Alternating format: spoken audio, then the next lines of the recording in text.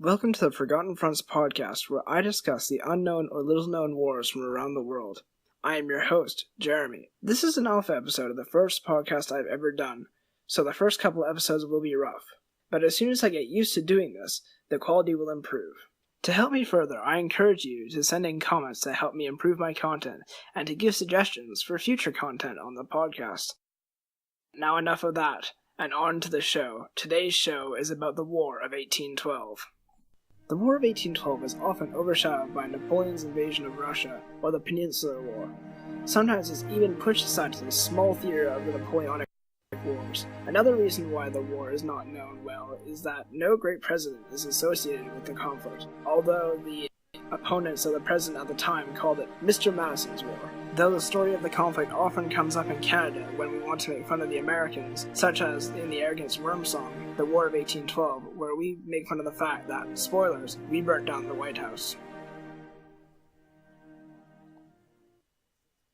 Ever since the end of the Revolutionary War, tensions between the United States of America and the United Kingdom had not fully subsided. This was mainly shown by the United Kingdom trying to enforce rules on the United States of America as if they still owned it. This is shown through trade restrictions with countries through what was called the Order in Council, such as the one on the 16th of May, 1806. This declared that the coast of Europe from the Elbe in Germany to Brest in France were in a state of blockade. Later that year, on the 7th of January, added to that was that none of France or her allies could be traded with, and later still, the banning of neutral nations from trading with any nation that Britain was banned from. Only through going through a British port and paying duties, as well as getting a license, could any neutral nation trade with continental Europe. Through this, the British seized 528 American trade ships. The Americans responded to this with the Embargo Act of 1807, banning ships from trading with Europe and banning the importation of British goods, but repealed it later with the Non-Intercourse Act of 1809. The British were able to enforce these rules with their massive navy, but a large navy requires a large amount of sailors. The Napoleonic Wars were killing a lot of these sailors, through battles like the ones at the Nile and Trafalgar, and Britain needed to replace them, and so they used what were called press gangs. Press gangs were groups of people who would go into the local town that a ship was docked in, and roam the streets for potential recruits and pressing them into military service by force. Many feared them, but there were a few kinds of people who were protected from this, such as apprentices already indentured to a master, seamen with less than 2 years of experience at sea, fishermen, and others who were associated with the maritime trade and industry, such as riggers, shipwrights, and sailmakers. These people were needed for Britain's maritime economy to run properly.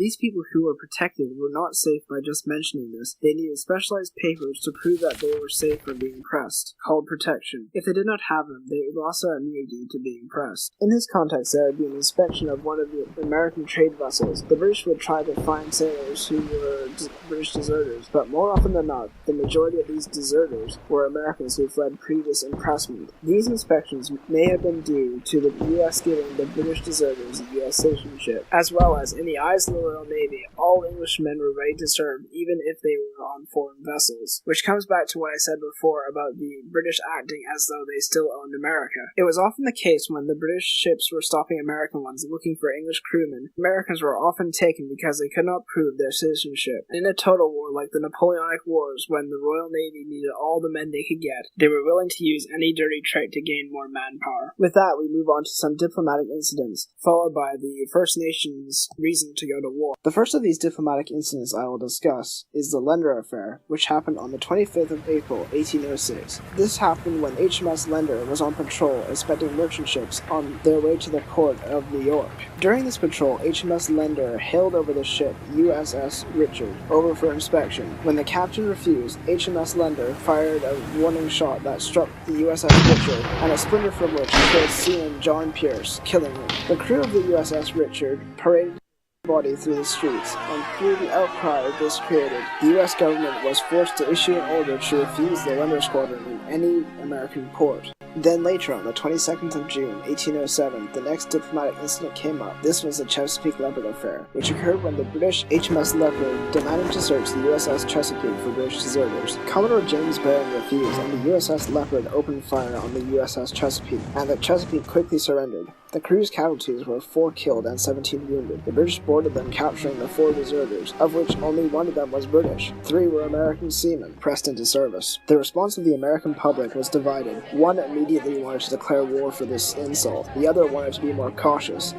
In the end, the president at the time, Thomas Jefferson, responded to this incident with an embargo of British imports. Final incident I will discuss is the Doorbells Affair, which happened on the 16th of May, 1811.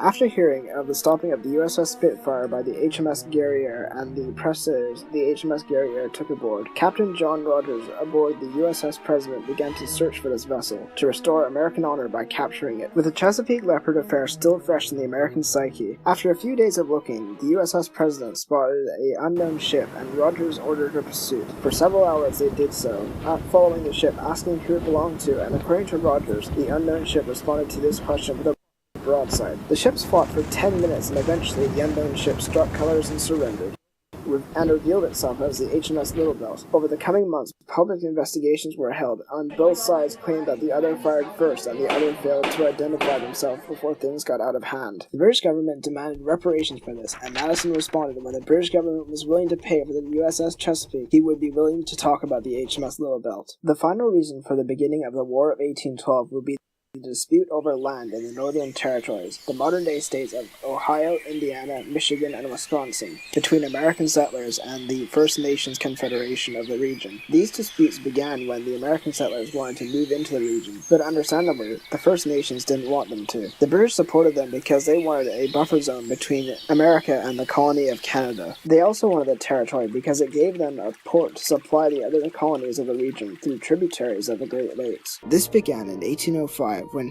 Tecumseh and his brother Lalawithika started a confederation of the native nations of the region. This included the Shawnee, the Fox, the Delaware, the Wyandotte, San Kickapow, Miami, and Winnebago nations, in which Tecumseh decreed that all treaties that were signed that the other nations did not agree to should be nullified, and that if the Americans did not agree to this, the Native Confederation would ally themselves with the British. In 1794, the British and the Americans set a boundary in the Great Lakes region. The Native Confederation was horrified to hear the land that was supposedly promised to them by the British, which was all the land above the Ohio River, was ceded to the Americans. Now we need to get into the story of Tecumseh's brother, Lalawithika. From a young age, he showed little promise as a warrior or hunter, even at one point, losing an eye while attempting to knock an arrow. He later became a drunkard, but this all changed in April 1805 when Lalawithika was thought to be dead. During his funeral, however, he sat up and reported to have a vision from the Great Spirit. Some of his detractors said that these visions were from the detoxification of being without alcohol. After seeing these visions, he changed his name to Tenskwatawa, which translates to open door in Shawnee, and he goes on to spread the messages he found in these visions, which to oversimplify is rejecting everything that white men have brought over, most notably alcohol and Christianity. His visions also told him to reject the traditional rivalries between these tribes, and uniting was the only way to force the white man out of their land. In 1808, the Confederation established the town of Prophetstown in the confluence of the Wabash and Tippecanoe Rivers. During this time, Tecumseh and an American officer by the name of William Henry Harrison were discussing the legitimacy of his brother's claims. He doubted this prophet and saw that Tecumseh and this prophet were trying to expand the Native Confederacy with nations from the Southwest Territory, modern-day Alabama and Mississippi as well. He perceived this as a threat to U.S. interests, so with permission of the Secretary of War, assembled an army of 1 unit of U.S. regulars and volunteers from Kentucky and Indiana to destroy Prophetstown while Tecumseh was gone, on a mission to unite other tribes in the Confederation. While he was gone, his brother had another vision that showed him of a coming battle, in which, when the Native American braves attacked, the American bullets simply bounced off of them, so when the American soldiers came and made camp near Prophetstown, the natives surrounded their camp and attacked in the Battle of Tippecanoe. Opposed to in the vision where the natives dealt a stinging defeat to the Americans, the Americans managed to survive, and the natives were forced to evacuate Prophetstown, and the Americans destroyed it. After the battle, Tecumseh told his brother to only concern himself. When Tecumseh returned, he told his brother only to concern himself with the spirit world from that point on, and he faded from the limelight of the nation, and his brother